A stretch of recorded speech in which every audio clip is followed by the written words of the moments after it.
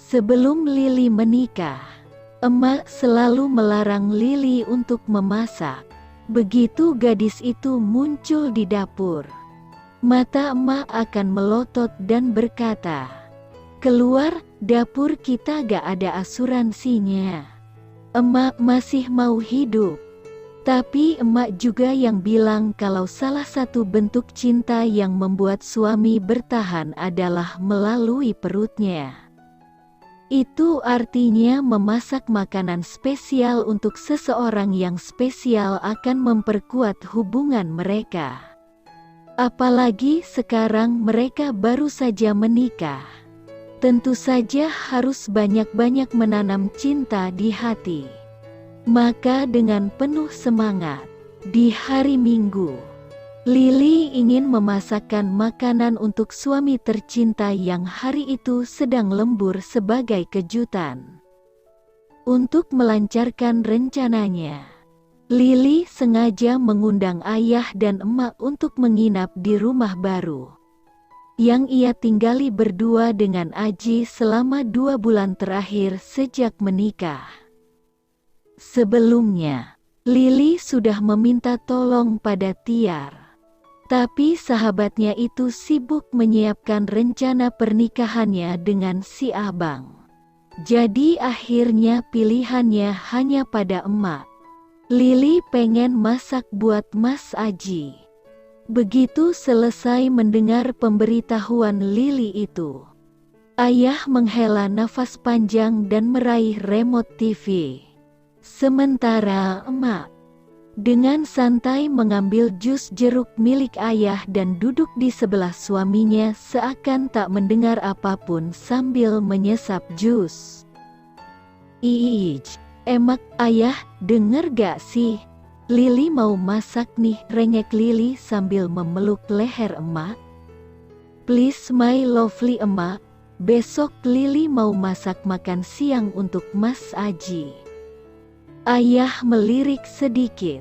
"Masalahnya tuh, Neng, kamu itu hanya punya semangat, bakat jauh, kemampuan apalagi, itu juga sesaat aja. Sebentar mau belajar keyboard, sebentar mau belajar nyanyi. Sampai kamu nikah, keyboard di kamarmu itu hanya jadi sarang debu saja. Ikut les nyanyi, cuma tahan 2 kali. Waktu kamu nikah, tetangga ikut senang karena sekarang kuping mereka selamat dari nyanyianmu. Nah, gimana nanti kalau kamu mulai masak?" "Ayah, pekik Lili malu.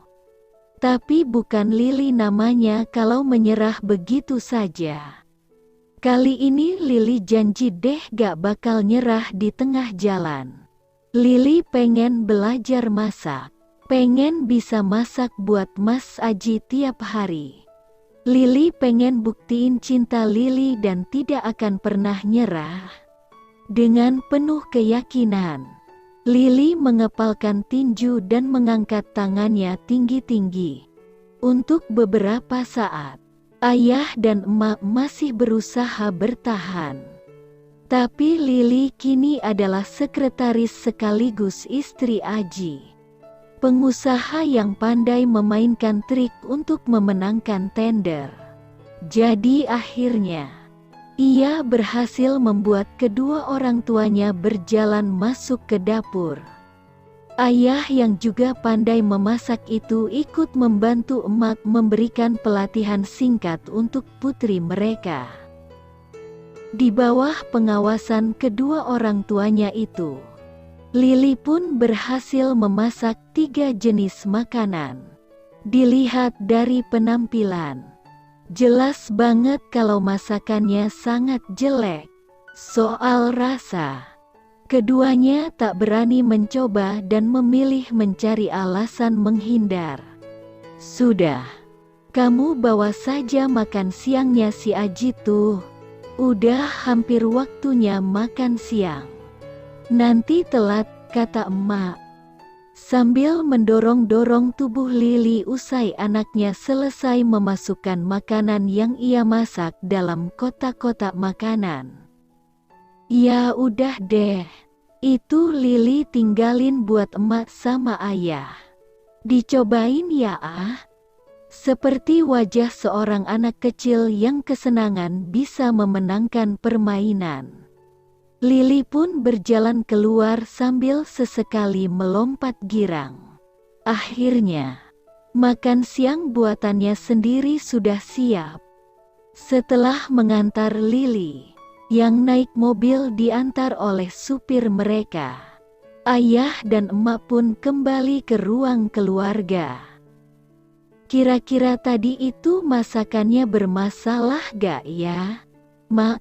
Tanya ayah ragu. Emak menggeleng. Enggak lah. Yah, tenang aja. Rasanya mungkin gak terlalu wow. Tapi yang penting masakannya itu benar-benar matang. Yakin sudah matang?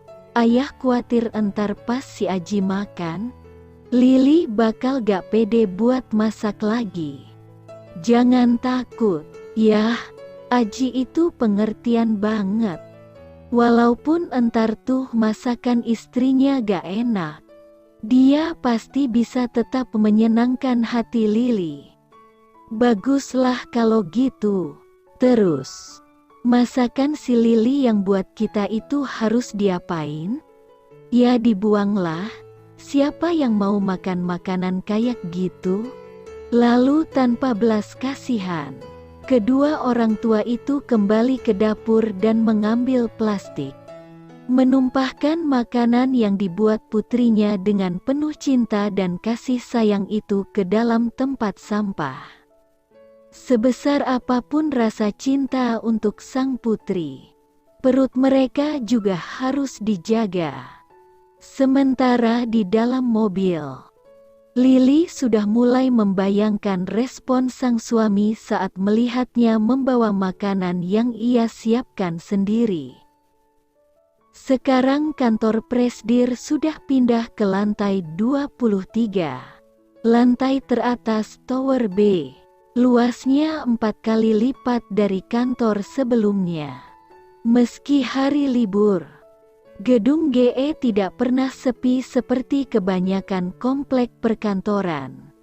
Karena ada mal, fasilitas umum dan kehadiran beberapa rekanan grup, perusahaan ini juga menerapkan aturan kerja shift bagi beberapa departemen.